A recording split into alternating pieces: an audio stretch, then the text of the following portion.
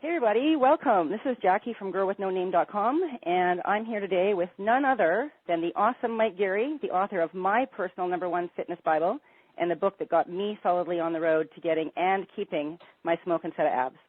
In case you haven't guessed which book I'm talking about by now, it's the one called The Truth About Six-Pack Abs, and it's one of the hottest sellers on the internet. So welcome, Mike. Thanks so much, Jackie. I appreciate your kind words, and I'm glad you finally tracked me down. Yeah, me too.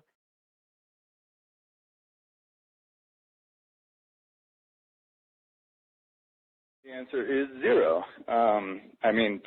There can be a time or place for certain variations of crunches, and I put them in some of my routines, but I make sure to balance them out with exercises that work the entire core and work your lower back to make sure there's balance there. But to be honest, I don't even do any crunches in my routines anymore. I used to years ago, and most of my clients, we don't either. And, so I'll kind of explain as we get into it more as to why that is. But yeah, I think as you saw that, it's a pretty ineffective exercise and most importantly, doesn't stimulate your metabolism, compared to doing other types of full body exercises. Yeah, well, unfortunately, millions of people fall for those infomercial products all the time, and the bottom line is people are searching for the quick fix, and without actually changing their lifestyle, and it's just not going to happen. You can't sit on your couch and just strap on an ab belt, and because there's some electric current, it's like somehow melting fat. It just isn't biologically possible. So, it does take some hard work, like you said, and it takes real exercise and real nutrition and a real lifestyle shift. That's another problem with, just human nature, is that everyone wants the pill that's going to solve their problem. If someone could make a pill and for any problem in life and say that it could make you rich, people are going to buy that pill.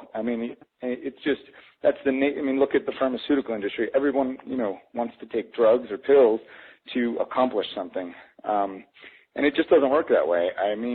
Especially, you don't want to get me started on like the acai berry, all that stuff, because first of all, with those, it's just an antioxidant. And these unscrupulous marketers are claiming that it's a weight loss miracle, when it's not. It's just, it's just a berry, an antioxidant. So that doesn't help you lose weight at all. So I would advise people just to forget about all the pills, forget about, supplements for a second, and let's focus on lifestyle shift and,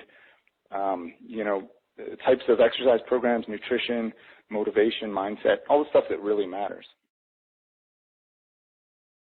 I'd say that almost anybody can reduce their body fat percentage enough to get a visible six-pack, and because that's what it's about. Everybody has it.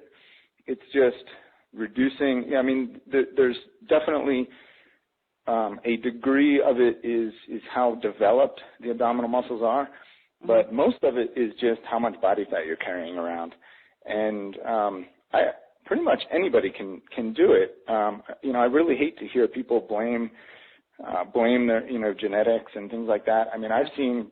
I've trained guys in the past who were obese, and once they shift their lifestyle and make fitness a priority in their life, and figure out how to eat and how to train and how to get everything under control to make this goal possible, it's really easy. I think it's easy, and I've seen people who were making it difficult, once they get everything right, make it easy.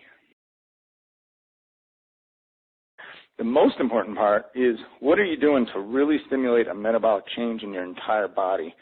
And that is, full body exercises that work the largest muscle groups in your body, and not just focusing on the abs. So really working your legs and back and chest and, all of the major muscle groups really, really hard. Really got to work your body thoroughly, and to get that metabolic change, as opposed to just trying to focus on a bunch of different ab exercises, because that's really not what it's about. For example, some of the exercises that are most important are multi-joint compound exercises for both the upper and lower body.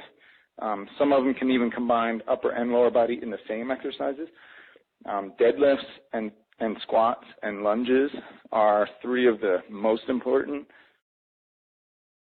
A lot of beginners especially tend to gravitate towards machines because they're easy and it's sort of obvious what to do. There might be like a picture on the machine as to what you do. And if they don't have a lot of training background, it just tends to be what people gravitate towards. But it doesn't work your body nearly as hard because the weight is already stabilized for you. Right. All you have to do is push it or pull it, and whatever the type of exercise is. And that's a world of difference from free weight exercises where your body has to do the work of all your stabilizer muscles have to get involved and stabilize the weight during your exercise. So you burn more calories, you work your muscles harder. It's just overall will get a much better response with free weight exercises.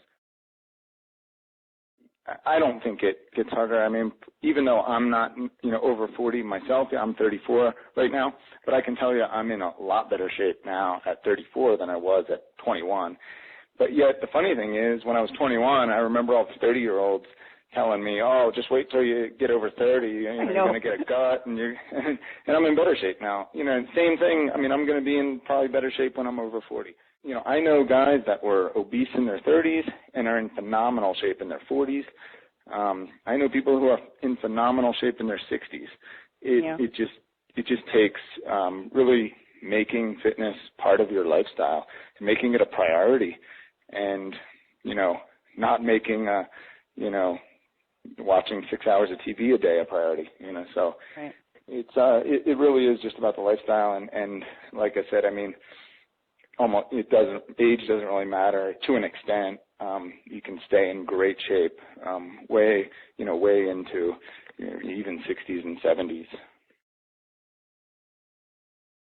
As much as I preach it, a lot of times I find that I have to. The only way I can convince women to believe me on this one is to have another female, preach it for me. So because they don't want to. They say, well, you're a man, and this isn't going to apply to me, this heavy lifting, but I don't agree with that at all, because now, and I'm not going to say this applies to everyone. There are a lot of women out there who have totally figured this out and are getting themselves into great shape because they're doing it right now. But the biggest mistake I used to see all the time when I trained people in the gyms was probably 90% or more of women when they're doing resistance training, they don't train to their level to challenge their bodies, to challenge their muscles enough to create a metabolic stimulus for change. Of all of the women I think back to that I trained, the ones that were in the best shape and had the leanest, best bodies were the ones that weren't afraid to train heavy with resistance training. And that's not just, when I say resistance training, so it's not just weightlifting.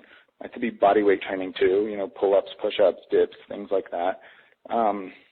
But they weren't afraid to train heavy, and because of that, they got results.